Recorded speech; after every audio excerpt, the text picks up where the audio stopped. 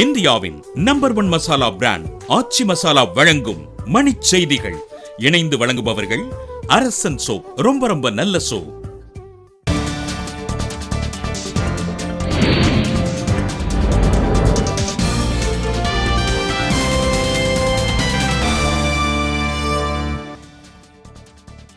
தமிழகத்தில் நாளை மறுநாள் ரமலான் திருநாள் கொண்டாடப்படும். தலைமை காஜி சலாவுதீன் அறிவிப்பு.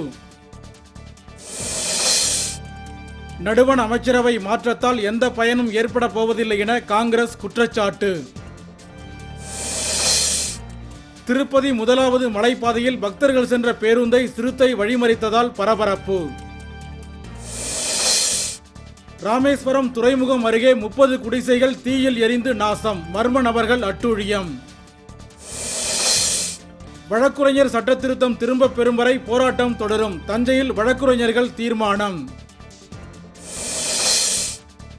திருவள்ளூர் கிளை சிறையில் சட்டப்பணிகள் ஆணைக்குழு சார்பில் சட்ட சேவை நடுவம் திறப்பு.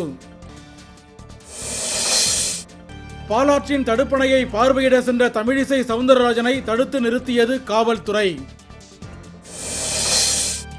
கோவையில் நகைக்கடை அதிபர் வீட்டின் பூட்டை உடைத்து 7 லட்சம் ரூபாய் மதிப்பிலான நகைகள் கொள்ளை. திருவாரூர் அருகே கட்சவி அஞ்சல் மூலம் தவறான செய்தி பரப்பியதால் இளம்பெண் தற்கொலை முயற்சி. விம்பிள்டன் டென்னிஸ் போட்டியின் கலப்பு இரட்டையர் பிரிவு காலிறுதிச் சுற்றில் சானியா மிர்சா இணை தோல்வி. இந்தியாவின் நம்பர் 1 மசாலா பிராண்ட் ஆச்சி மசாலா வழங்கிய மணிச் செய்திகள். இணைந்து வழங்கியவர்கள் அரசன் சோப். ரொம்ப நல்ல சோப்.